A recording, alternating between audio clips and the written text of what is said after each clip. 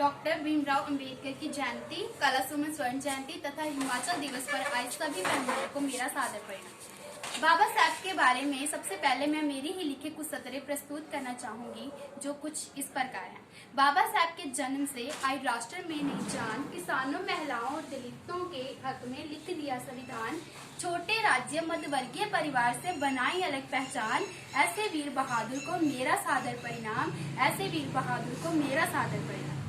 नमस्ते, मैं हूँ कंचन और मैं आपसे बाबा साहब, उनके व्यक्तित्व तथा जीवन शैली के बारे में कुछ जानकारी तथा अपने विचार आपसे साझा करना चाहती हूँ।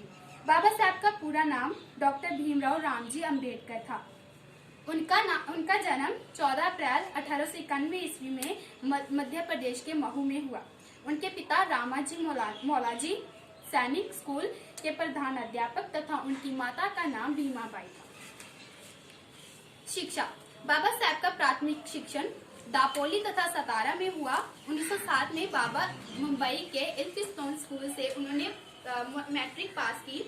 1912 में मुंबई विश्वविद्यालय से उन्होंने स्नातक परीक्षा पास की। 1915 में अमेरिका के कोलंबिया विश्वविद्यालय में उन्होंने विद्या प्राप्त की। 1916 में इसी विश्वविद्यालय से उन्होंने पीएचडी की। बाबा साहब विदेश जाकर अर्थशास्त्र में डॉक्टरेट प्राप्त करने वाले पहले भारतीय बने। बाबा साहब 9 भाषाओं के जानकार थे तथा 32 डिग्रियां उनके पास थी। उनका बचपन ऐसी सामाजिक आर्थिक दशाओं में बीता जहां दलितों को निम्न स्थान प्राप्त था।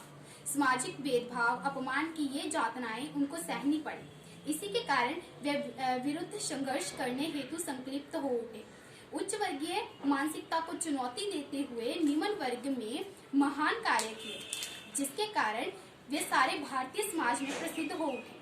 इन्हीं यातनाओं से लड़ते लड़ते बाबा साहब पहले कानून मंत्री, न्याय मंत्री के रूप में सामने आए। उन्होंने भारतीय गणराज की संपूर्ण अवधारण के निर्माण में बहुत योगदान दिया। विचार। जाति भेदभाव का दंश झेल रहे अंबेडकर सामाजिक बदलाव चाहते थे। उनका कहना था कि किसी का स्वाद तो बदला जा सकता है, किंतु जहर को अमृत में परिवर्तित नहीं किया जा सकता। उनका कहना था कि मेरा राष्ट्र सो रहा है और उसे जगाने के लिए मैं रात रात भर जागता हूँ। इस तरह बाबा साहब भारतीय न्यायवादी, अर्थशास्त्री, राजनीतिज्ञ तथा समाज सुधारक थे।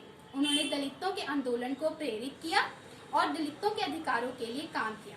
वे अछूतों तथा निचली जातियों की समानता के लिए खड़े थे। उन्होंने भारतीय संविधान में महत्वपूर्ण भूमिका निभाई, इसलिए उन्हें भारतीय संविधान के पिता कहा जाता है। इनकी प्रतिभा का तेजस किसी से छुपा नहीं था, इसीलिए 1947 में स्वतंत्रता प्राप्ति के बाद कानून मंत्री का पद संभालने का उनसे अनुरोध किया गया, जिसे उन्होंने स्वीकार भी किया। उन्होंने संविधान का निर्माण किया, जिसे 26 जनवरी 1950 में लागू किया गया। राष्ट्र के प्रति बहुत से योगदान है जो बेहद जिक्रयोग है। एक सबसे महत्वपूर्ण जिक्रयोग योगदान कि उन्होंने तिरंगे में अशोक चक्र को जगह देने का श्रेय भी भीमराव अंबेडकर को ही जाता है। इस प्रकार बाबा साहब दलितों के मसीहा थे। औरतों के अधिकारों के प्रति उन्होंने कई योगदान दिए। उनसे वे हर औरत के पुत्र तथा भाई के समान थे। अगर मैं उन्हें कलम के वीर की संज्ञा दूं तो शायद कुछ गलत नहीं होगा। आखिरकार उन्होंने अपनी विद्या और तथा कलम से ही अपनी पहचान बनाई है। निचली जातियों तथा दलितों के लिए उनका किया गया हर काम के लिए जितना उन्हें धन्यवाद बोला जाए वो कम ही होगा। बाबा साहब के हम महिलाओं के लिए किए गए इन कार्यों के लिए तथा बाबा साहब की बेटी होने के नाते मैं कुछ पंक्तियां उनकी श्रद्धांजलि में व्यक्त करना चाहूंगी। भीमराव अंबेडकर बाबा, शत शत तुम्हें प्रणाम। भारत की पावन गाथा में अमर तुम्हारा नाम। तुम संविधान निर्माता, राष्ट्र तुम पर बल बल जाता, सभी बराबर हैं समाज में। प्रिय संदेश ललाम। बाबा साहब आपको शत शत तुम्हें प्रणाम। धन्यवाद।